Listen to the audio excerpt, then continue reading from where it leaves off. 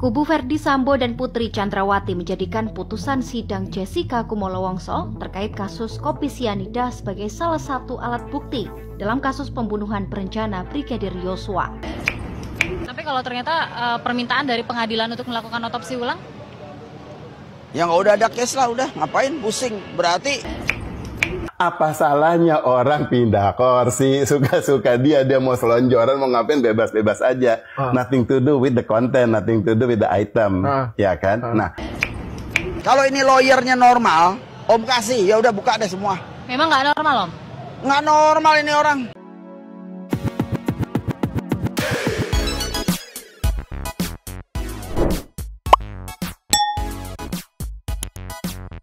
Nyomang sedih people. Bagi-bagiin bersama Nyonya dan Mamang. Duh, tapi mangkok. Inhere. Oh, wes. Inhere. Jangan lupa buat yang belum subscribe silakan dicengklung. Buat yang belum dapat notifikasi silakan dicengkling. Jangan lupa juga buat follow Instagram, Facebook dan TikTok Radio Santuy. Linknya ada di deskripsinya. Ya. Deskripsinya. Yo.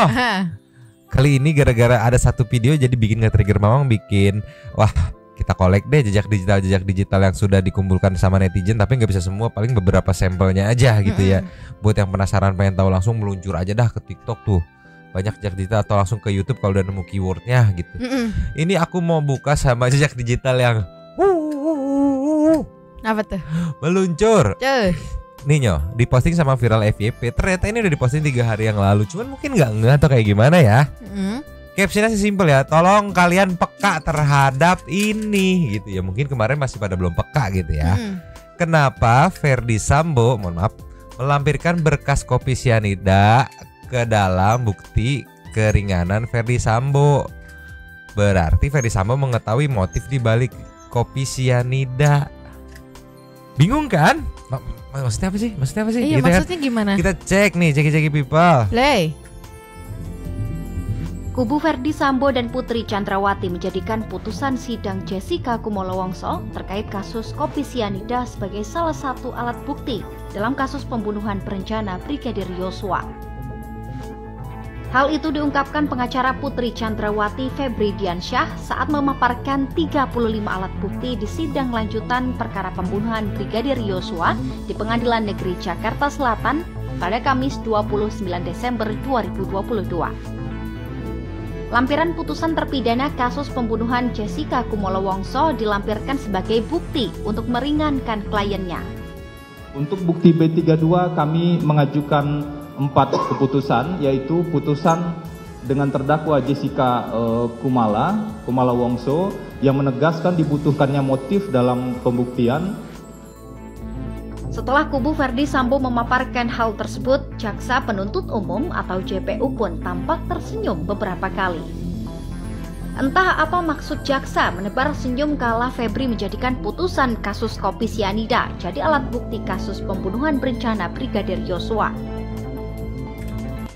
Oke, sederhananya nih, saat persidangan Bapak FS di kasus Brigadir J kemarin itu melampirkan bukti untuk meringankan sebelum putusan nih.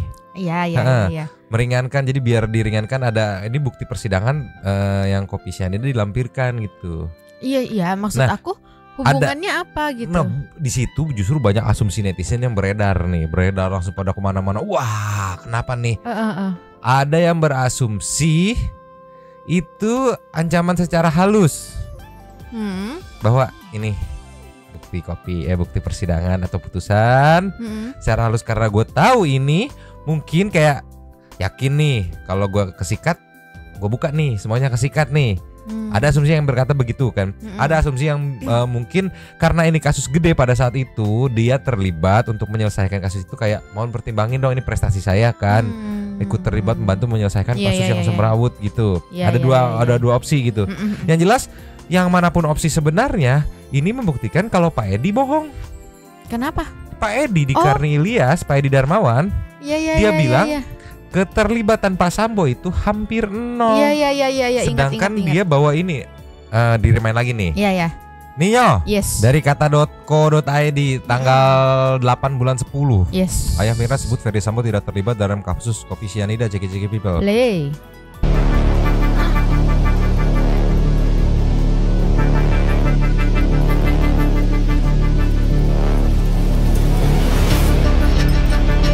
Sambo kita kenal baik sama beliau, tapi nggak ada ikut campur dia sama sekali.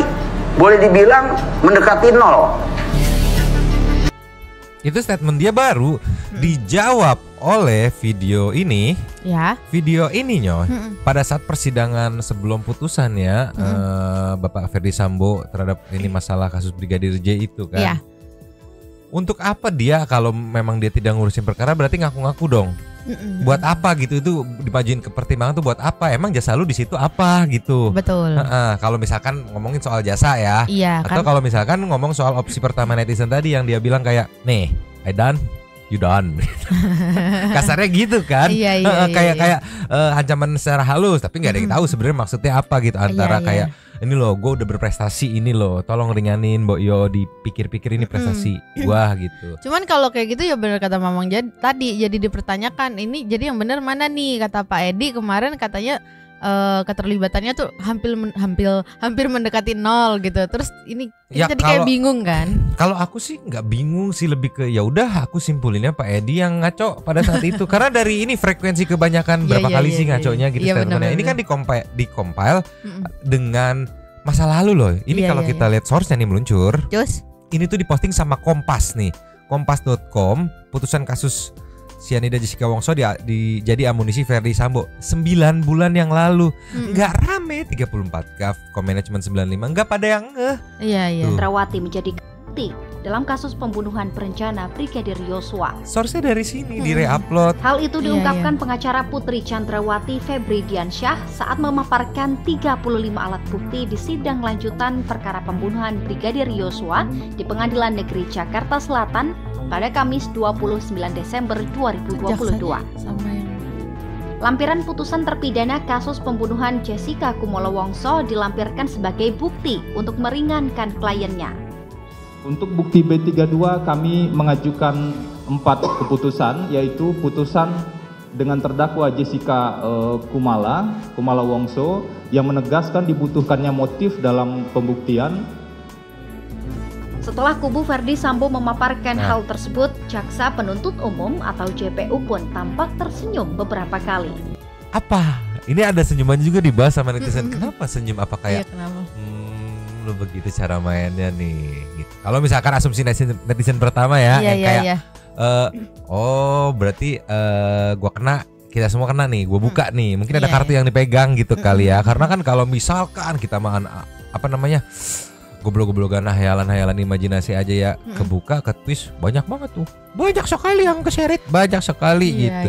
Atau senyum-senyum kayak oke, lu pinter, lu pakai prestasi lu karena kemarin abis menyelesaikan kasus yang ibaratnya rame banget gitu. Jadi ada dua maksud, selalu ada dua maksud gitu. Gak ada yang tahu ya sebenarnya kayak gimana ya. Yang jelas udah ketahuan menurut Mamang ya, Bapak Edi Darmawan dipakai Sepakarni itu sepik. Ya karena dia ngomongnya hampir nol keterlibatan. Terus ini dengan PD di 9 bulan yang lalu dengan PD membawa ini sebagai pertimbangan gitu kan. Ya masa sih mencatut gitu kan kalau memang tidak terlibat di situ. Betul. Kita ke TikTok lagi muncul. Terus Ninyo ada komenan Ninyo dari Nais. Gue mikirnya kayak itu kode FS, ancaman mungkin ya ke pihak-pihak tertentu tentang kasus cyanida. Ada kan balik lagi asumsi yang seperti itu.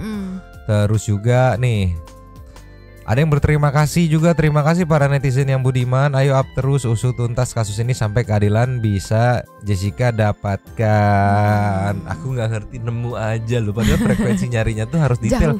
Karena viewsnya cuma 34K. Keywordnya harus benar-benar detail gitu. Iya benar. Netizen Anda gokil. Ini kita kasih nextnya. Kita berbicara soal jejak. Jadi akan maju mundur nih alurnya nih, akan ke flashback, akan ke yang sekarang. Maksudnya sekarang ya beberapa hari belakangan gitu. Ini ada pada saat 7 tahun lalu diwawancara sama reporter ya. Kalau nggak salah bahas otopsi deh. Wadidaw sekali, Jackie people. Play. Kalau nanti ternyata saksi ahlinya menyarankan untuk dilakukan otopsi secara menyeluruh sesuai dengan pertanyaan-pertanyaan yang dikeluarkan oleh kuasa hukum sebelumnya, Pokoknya jangan kutik-kutik urusan Mirna mau diotopsi lagi nih patologi. Saya masuk bui nggak apa-apa, mati nggak apa-apa, nggak takut. Coba aja deh iseng. Ayo, fight. Ya, ini Edi Darmawan bilangin masih ada kemampuan untuk itu. Jangan bercanda dia. Selesai, nanti biar hakim dan jaksa aja nentuin. Itu aja. Tapi kalau ternyata permintaan dari pengadilan untuk melakukan otopsi ulang? Ya nggak udah ada case lah, udah ngapain pusing. Berarti apa permintaan Jessica, negara ini kalah sama dia. Waduh, capek deh. Kalau negara udah kalah sama satu orang Jessica ya selesai. Saya nggak tahu mau ngomong apa. Nanti nih udah diotopsi habis nih misalnya, tetapnya dia bilang, tuh ini, tuh ono, ya tuh begitu. Sama aja bohong gitu loh. Om udah tahu. Kalau ini lawyernya normal, Om kasih, ya udah buka deh semua. Memang nggak normal, Om? Nggak normal ini orang. Duit, yang penting duit.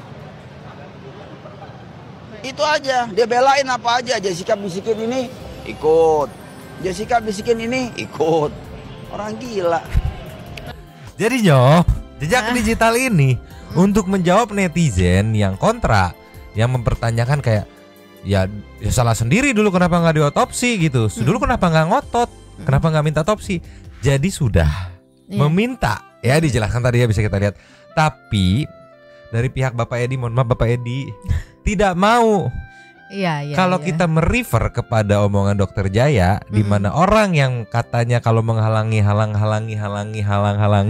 otopsi itu bisa kena 7 bulan di pasal berapa? 222 katanya. Jadi inget tuh gue tapi enggak. Kalau nggak salah itu ya 222. Nah di sini kita bisa lihat sendiri tadi seberapa ngototnya sampai dia memilih untuk masuk penjara. Ya ini nih nokes aja nih gitu. Iya. Ya nggak udah ada case lah, udah ngapain pusing. Berarti apa? Nih kan di sini tanya nih. Tapi kalau ternyata permintaan dari pengadilan untuk melakukan otopsi ulang? Ya nggak udah ada case lah, udah ngapain? Sengotot itu kasarnya opsinya daripada harus otopsi yang menyeluruh bukan 3 orang nggak, ya udahlah mending gak usah ada case. Kalau misalkan dari pihak pengadilan nuntut, berarti kan gimana ya? Sebagai lu penuntut tuh kan harusnya mau gimana pun gua harus tuntut. Kita nge-refer ke kasus FS sampai digali lagi, otopsi lagi demi bener-bener gitu. Gue pengen sebagai korban ya. Iya. Ini lebih milih ya udahlah gak usah ada case lah daripada orang. Come on man. Sampai rela dia katanya tadi kan, ya mending saya penjara aja nggak apa-apa, saya mati di gitu, sampai kayak gitu kan ngomongnya dia, kayak kenapa gitu? Karena dia tahu di penjara untuk menghalangi otopsi itu cuma 9 bulan. Gitu. Jadi kata kasarnya yang aku tangkap nih ya, goblok-goblokan aku aja. Kalau di otopsi takutnya makin terus ketahuan segala macam, makin panjang, ngeremet kemana-mana, ribet. Mending ya udah gak usah ada case, gue di penjara 9 bulan gitu katanya. Kalau yang tadi aku tangkep gitu. Digali sama netizen, digali. Aduh anjir. Kita kasih next ya. Yes. Ada yang meng-cross check lagi. Sebenarnya netizen hanya mengcompile nih. Seksen digabungin, disandingin nih, bener enggak nih kalau konsisten oke, gitu kan. Ini kan masalahnya berbeda-beda gitu, bukannya netizen so pinter so detektif, enggak, ini yang ada tuh di compile tuh lu denger sendiri gitu. Iya bener. Kayak ini contohnya nih Pak Hedi lagi aduh jagi-jagi people. Adi dan Mawan ketahuan berbohong buat KWK. Dia rumahnya di Bogor, belakang rumah teman saya. Kenyataannya saya terus terang agak ngeri itu. Saya nggak bicara tentang pihak yang memasukkan uang ke tas saya ya, karena kan saya nggak sebut nama. Sampai sekarang saya nggak sebut nama. Cuma Pak Darmawan sempat bilang bahwa Reza tinggal di Bogor, belakang rumah teman saya. Saya cek tuh langsung ke belakang rumah saya. Bapak benar temennya Darmawan? Enggak. Ya salah bilangnya Darmawan. Dicacing harusnya bilang semuanya kenal. Bukan. Tadi kan Pak Edi bilang belakang rumah teman saya. Harusnya nanya ke depannya, bukan belakang rumahnya. Enggak, kebetulan belakang-belakangan gitu. Gini rumahnya. Pantat-pantatan gitu. Yang jelas di cross check gini ya sama Bapak Reja ya. Satu aja tuh. Itu khasnya Kang Reza, saya yakin dilakukan. Saya jadi bertanya-tanya itu ngobrol sekian lama di TV One, yang jujur yang mana, yang bohong yang mana ya? Saya jadi nggak bisa menakar. Tapi positif kalau menyangkut klaim Reza tinggal di Bogor di belakang rumah teman saya, Itu kayaknya bukan kayaknya positif, itu bohong.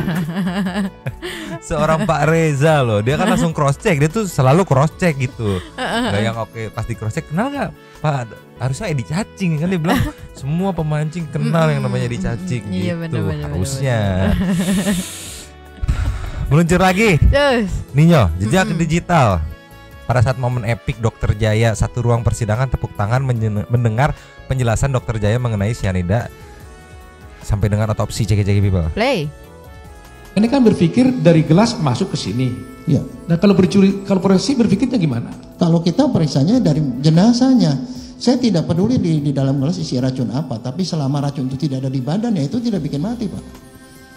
Tapi apakah saudara tidak mempertimbangkan yang di luar-luar sini? Maksudnya? Apakah tidak dipertimbangkan juga umpamanya ada di dalam gelas? Enggak, Pak. Kita tidak melakukan otopsi terhadap gelas, Pak. Kita melakukan otopsi terhadap manusia, Pak. Gitu. Ya bener dong. Iya, maksudnya kayak ada pisau nih. Wah, ada pisau pedang samurai segala macam nih di meja nih. Ya selama nggak ditusukin gitu kan. Terus ada tadi dibilangnya cyanida di dalam gelas kandungannya gede. Ya poinnya kan selama nggak diminum ya harusnya aman kan. Cuman kan ada tuduhan bahwa itu sudah terminum. That's why harusnya dicek sebadan-badan, tapi tidak merefer kepada itu. Cuma diinfoin oke gue cek ya gitu kan. Mau di sini ada berapa, kalau di sini nggak ada berarti kan tidak masuk. Gitu kan. Lanjut lagi. Jadi saudara tidak melakukan otopsi gelas, jadi apa yang dalam tubuh korban itulah yang saudara terangkan gitu. Ya, begini Pak, mungkin saya bisa perjelas. Seorang dokter forensik menentukan sebab mati berdasarkan pertama cerita dari polisi. Penyidik itu temuan TKP-nya apa, Pak? Itu, atau keluarganya yang mengetahui kejadian kematian. Kedua, kita periksa luar, Pak. Kalau pada kasus keracunan cyanida, secara prosedur rutin kita melakukan pemeriksaan ada luka tidak di badannya. Kemudian kita periksa ada nggak bau-bau yang mencurigakan, Pak. Kalau pada cyanida itu baunya sangat khas, Pak. Namanya bitter almond, pahit, Pak, rasanya dan sengak. Kalau orang bisa nyium, dia bisa cium. Baunya itu pahit, Pak, seperti bau daun singkong. Tapi kalau yang tidak bisa nyium, dia merasakan tidak enak, tetapi dia tidak bisa mencium baunya seperti apa. Tapi itu pasti tercium, Pak, sama dokter. Nah, kemudian dokter melakukan otopsi. Di otopsi dia periksa seluruh organ, dari otak, leher, dada, perut, semua diperiksa. Dia mau tahu ada nggak penyakit-penyakit atau hal-hal lain yang bisa bikin mati. Kemudian setelah itu dia ngambil sampel, dan sampelnya dikirim ke pemeriksaan laboratorium forensik. Nah, berdasarkan seluruh hasil itu barulah dokter melakukan diagnosis, memberikan kesimpulan pada visumnya. Jadi visum itu adalah hasil dari pemeriksaan kesimpulan menyeluruh, Pak. Dan di situ tidak termasuk pemeriksaan di dalam gelas, Pak. Karena itu kalau di Jepang itu jelas, Pak, begini pembagiannya. Semua yang ada nempel pada tubuh manusia itu dokter punya urusan. Di luarnya itu puslapor punya urusan, Pak. Itu tidak dicampur-campur, Pak. Jadi artinya dokter hanya melihat apa yang dalam tubuh ya? Iya, racun di dalam tubuh. Gitu. Meriksanya yang di dalam tubuh karena dokter bukan berfokus sama gelas. Terus itu kan sebenarnya hal-hal yang diangkat sama Dokter Jaya sampai kalau mungkin di cross check di podcastnya Mbak Feni Rose, Dokter Richard Lee, terus Bunda Santi, banyak lah itu bisa di cross check kok. Netizen bisa nge-cross check sendiri, dicek konsisten gak gitu kan ngomongnya gitu, permasalahan ilmu yang diomongin gitu. Betul. Sama sih. Dia bilang ya saya mah dokter forensik otopsi mayat bukan otopsi gelas gitu kan yang sekarang gitu. Beri kita ke next aja Nyo. Jejak digital lagi dan dimention lagi nama Pak Krisna Murti, bukan Mukti ya. Ini pada saat persidangan di 7 tahun yang lalu sama Jessica Ceki People. Yang tadi garuk-garuk tadi, itu apakah sudah diklarifikasi waktu penyidikan oleh polwan-polwan yang di kamar itu? Ditelanjangi semua kamu? Sudah ya? Sudah. Ya cukup. Terima kasih. Sama-sama. Ditelanjangi. Ada luka apa enggak di tubuhnya? Oh, maksudnya saudara sudah dibuka baju semua, ditelanjangi oleh polwan untuk mengecek apakah ada luka-luka karena cyanida di dalam tubuhmu gitu kira-kira? Iya, celana saya dibuka. Celana dibuka. Dan ternyata clear, nggak ada apa-apa ya. Sebelum lanjut ini nge-refer ke yang katanya masukin botol terus gatel celananya sobek digaruk-garuk. Cukup ya. Selalu saya ingat satu lagi, saya baru ingat sekarang. waktu rekonstruksi yang tadi fotonya saya lihat pada hari tersebut, waktu adegan saya naik ke mobilnya Arif, Bapak Krisnamurti menghampiri saya. Dia bilang kalau itu ada tuh bekas luka kamu, fotonya di paha gitu. Dia bilang begitu. Dia cuma bilang begitu. Gitu. Tapi saya bilang nggak pernah ada apa-apa, orang kemarinnya udah diperiksa. Tapi saya ingat kaki saya pernah difoto waktu saya sama Pawan tersebut. Kaki difoto, tapi hasilnya nggak tahu saudara kemana? Enggak. Baik. Cukup mulia. Ini yang digemesin sama netizen. Udah berapa kali di-mention nama ini gitu. Sayangnya di Netflix tidak ada gitu kan. Tidak ada memberikan keterangan. Begitupun sekarang nih sampai saat ini pun di digital, di persosmedan, perpodcastan itu belum ada gitu. Padahal sudah di-mention berkali-kali. Iya benar. Kan kemarin kalau nggak salah tuh waktu Netflixnya datang, itu bagi yang tidak mau diwawancari ya nggak masuk katanya. Dia nggak maksa, kalau yang nggak mau. Pokoknya ditanyain semuanya, terus nggak mau gitu. Ada juga yang nggak mau, ya udah nggak masalah gitu. Tapi melihat kondisi sekarang dan merefer ke video pertama tadi kita, aku pikiran ini mah goblok-goblokan aku aja. Apakah Bapak FS gitu, misalnya ini mah kalau kita ambil skenario ternyata Jessica dijolimi misalkan ya, terus Bapak FS tahu dia ngambil justice, dia mau ngambil kayak bergen gitu, kayak gue buka ringanin hukuman gue, mungkin kali ya, nggak tahu kali ya gitu. Kalau misalkan, tapi kalau misalkan skenario yang pertama, kalau memang ternyata memang ya udah Jessica yang bersalah gitu ya, susah, mau gimana juga pasti akan kurang gitu, karena ini butuh orang baru, bukti baru, speak up gitu, yang muncul naik ke ini. Biar kita kasih nextnya. Balik lagi ke masa sekarang. Di sini Abah sebagai pakar telematika mau ngebahas soal kejadian di CCTV yang dibilang pada saat itu janggal. Dia mau ngebahas dari sudut pandang Abah nih. Ceki people. Play. Bagian apa lagi yang menurut Abah mungkin direkayasa? Direkayasa yang saat dia bilang janggal. Saksi ahlinya bilang ada kejanggalan.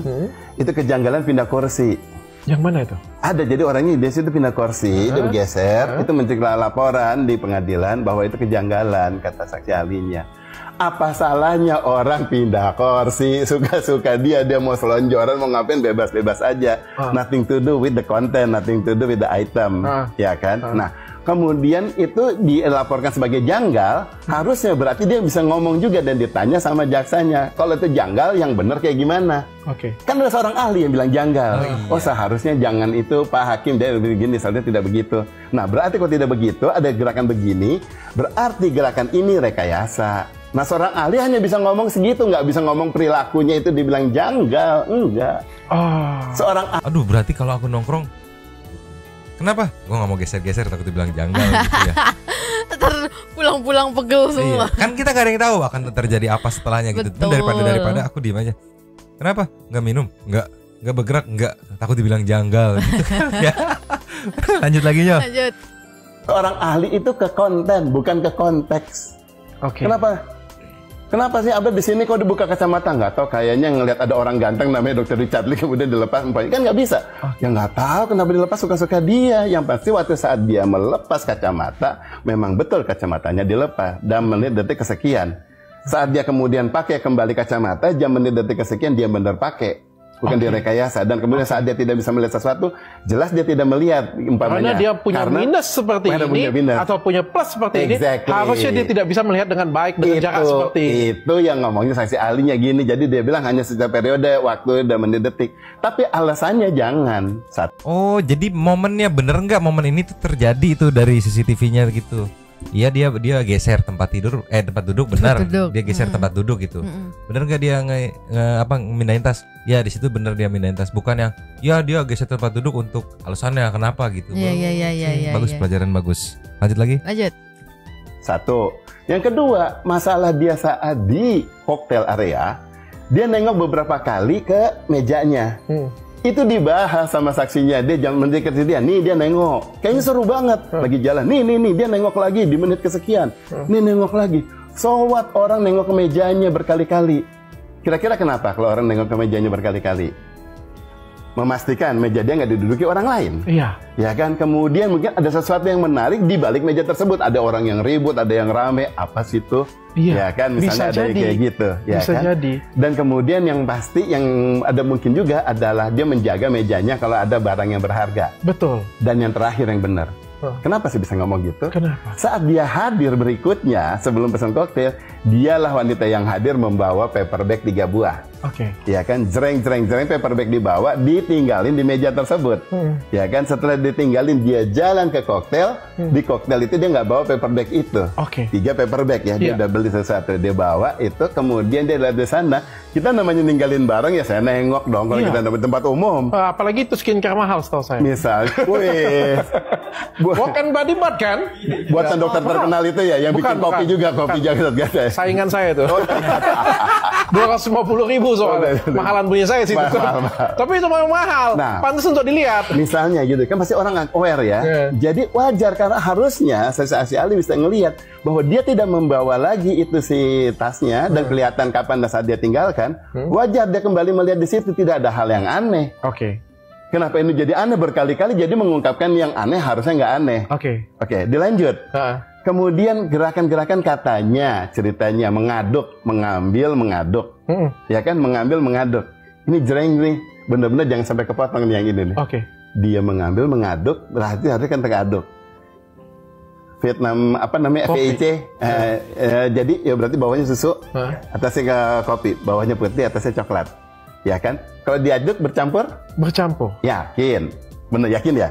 Tergantung. Kalau dia aduknya dari dalam harusnya kecampur semua. Walaupun di atas pasti kecampur. Berarti yakin. Saya aja yakin kok. Iya. Bener ya? Iya. Kita udah yakin. Nah, kalau udah yakin, kenapa di kameranya putihnya masih di bawah?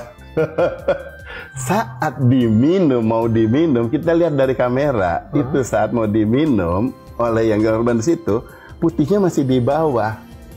Penasaran. Gimana beraduknya? Kita ngaduknya pelan.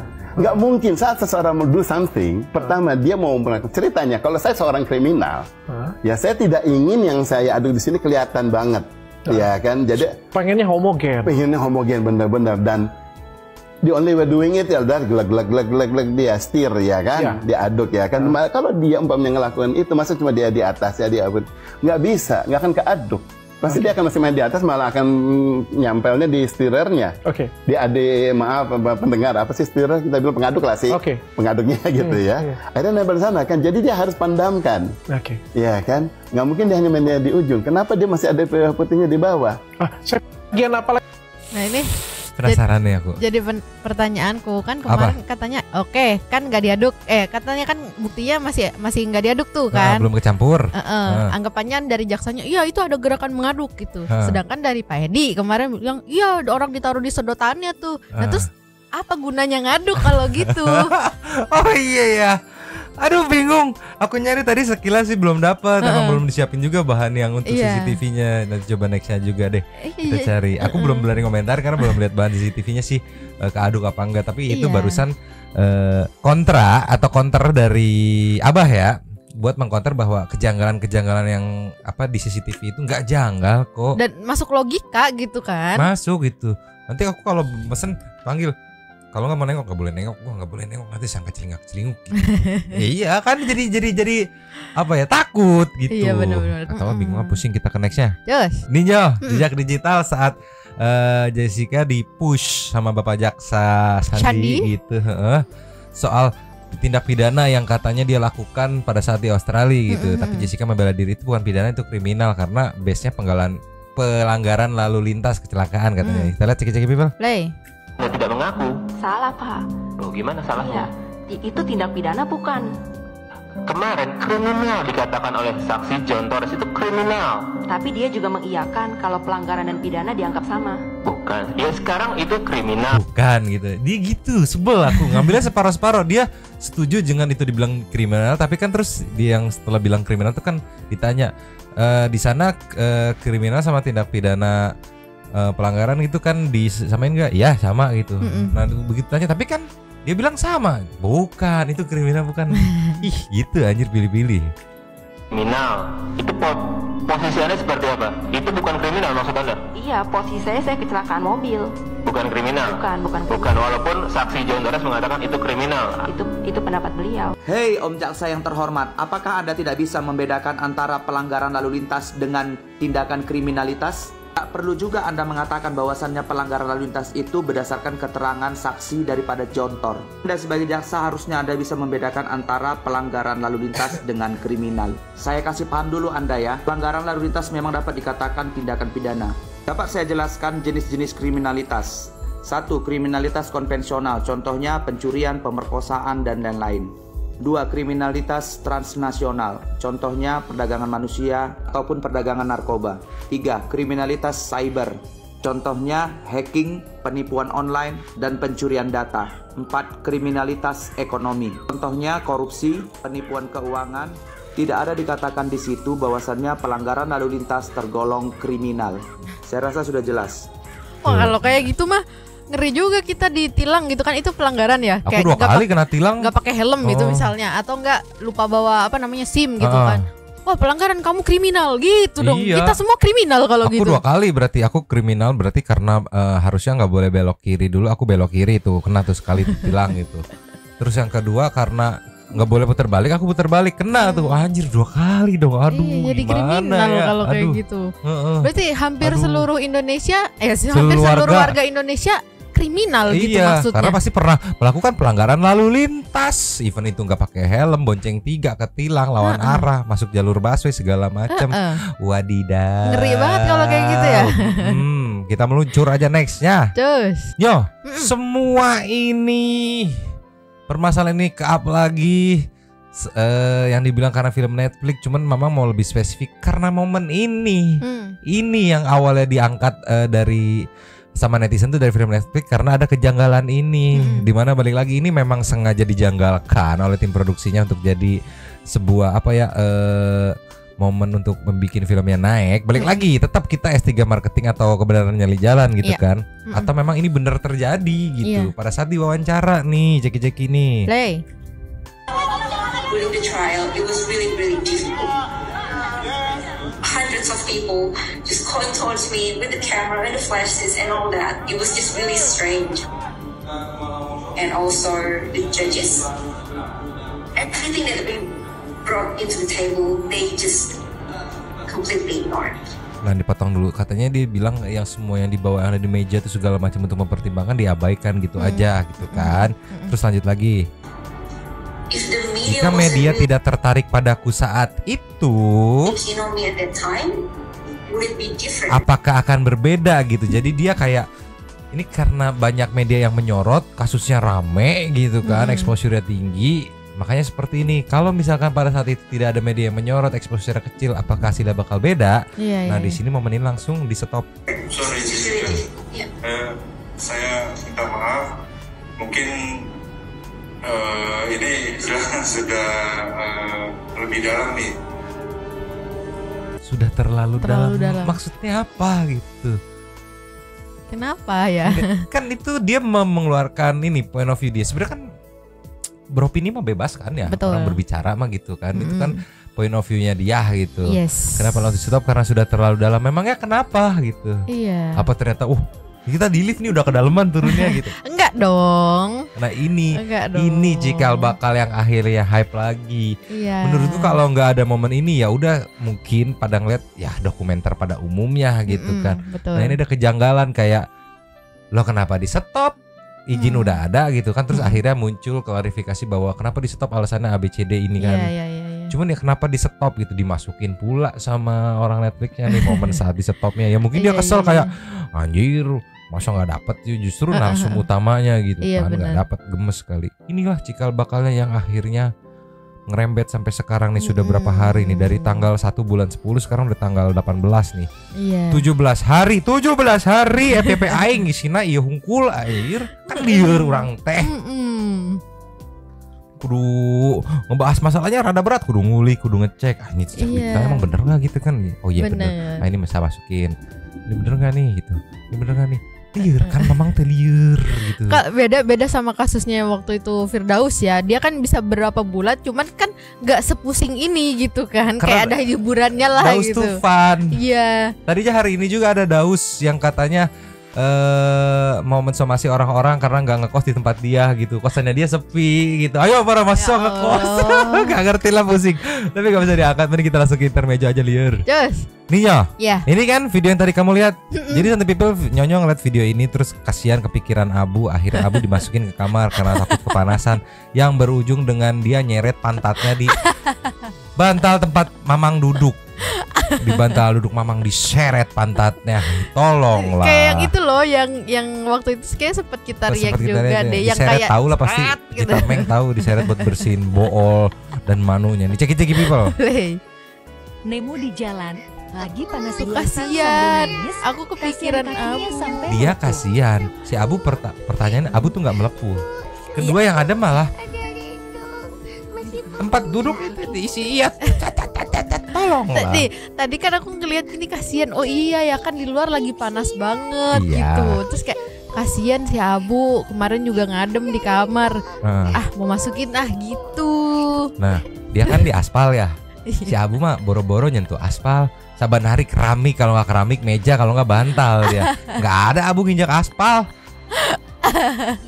Kalau ini ya kasihan gitu. Iya. Tapi jangan diaplikasikan kepada si Abu. Ya kan aku kasihan juga. Si Abu kan tidak ke aspal. Iya tapi kan gerah Oh, gitu. gerah. Kan Nanti- dia lebih tebal bulunya dari kita kan. Oh iya, dikasih kipasangin aja.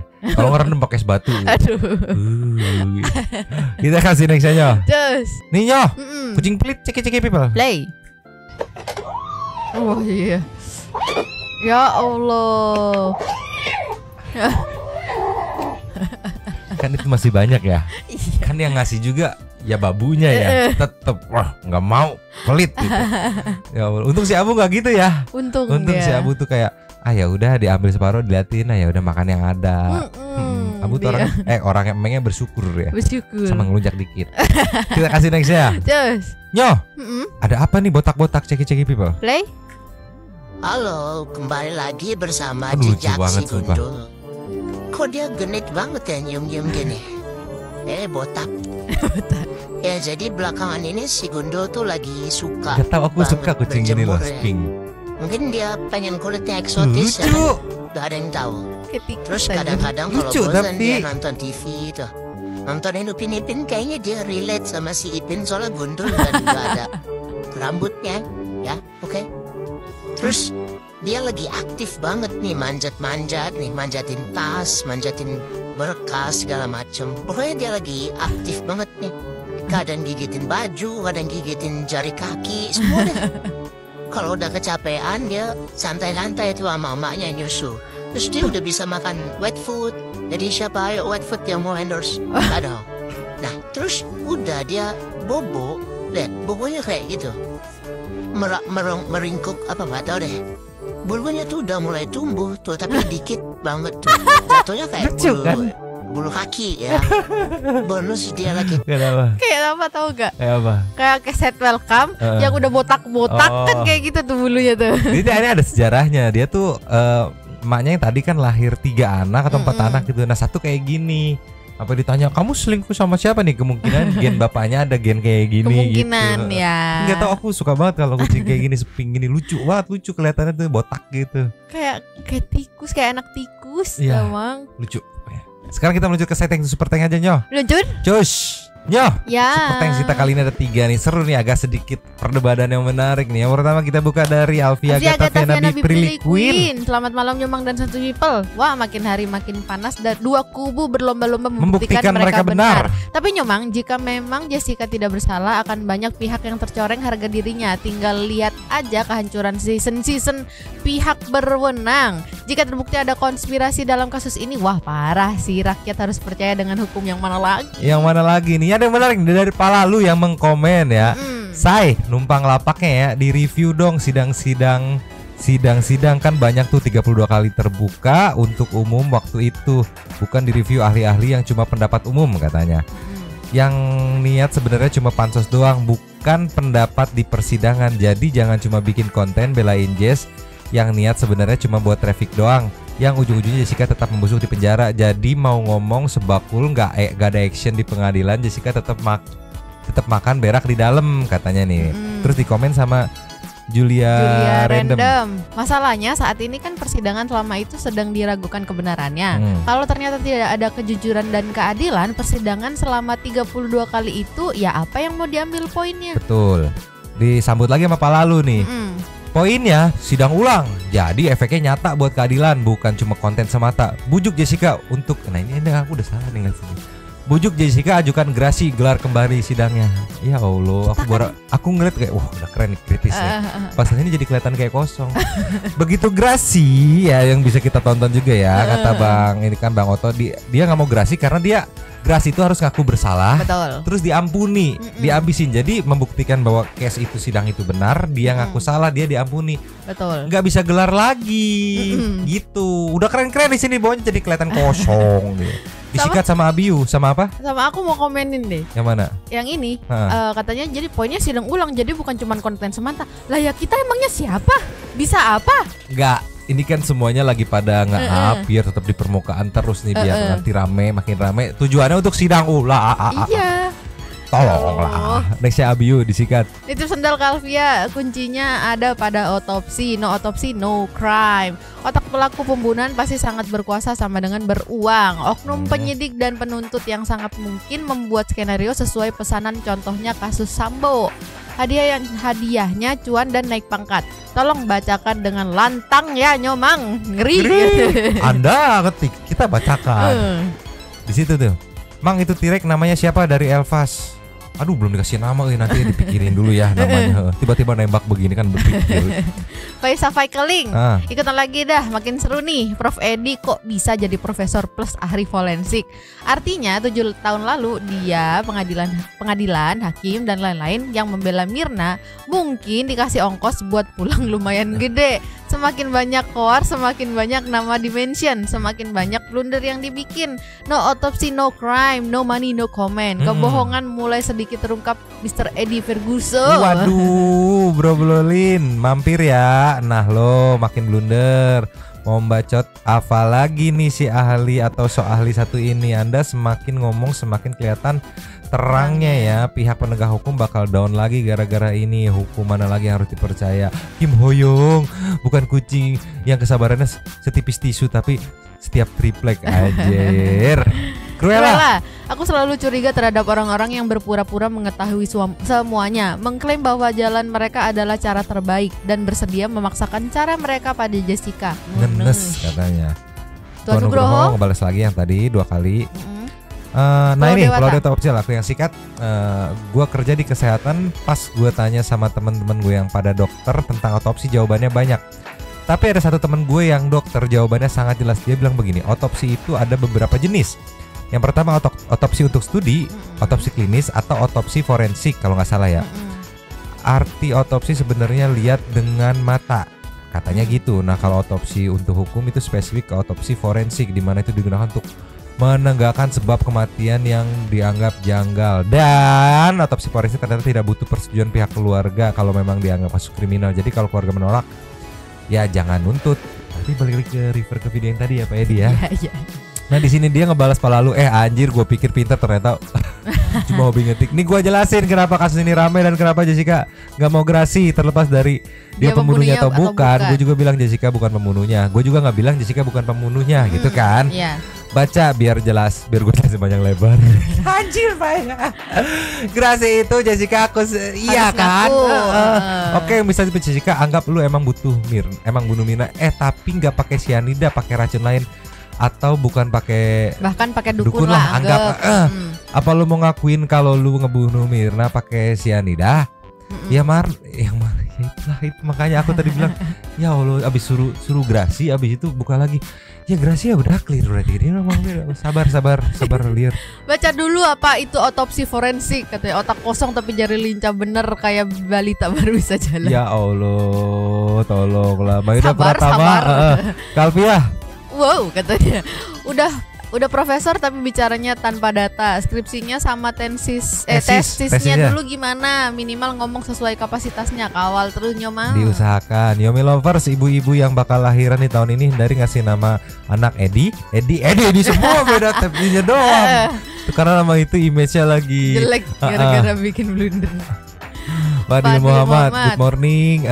Kayaknya Kubusono sangat menghayati lirik lagu Cara Ceroboh untuk Mencinta by JKT48 ya. Aku terlalu banyak bicara jadi malah DPM juga lagi ramai soal podcast Bang Aril yang klarifikasi soal oh iya itu ada.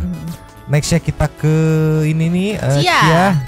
Di menit 30:38 serem kalau sudah Pak Kamarudin berkicau. Kalau alasannya karena nggak direstui nikah lagi terus berniat menghilangkan nyawa anak, lebih masuk akal daripada pakai karena asuransi.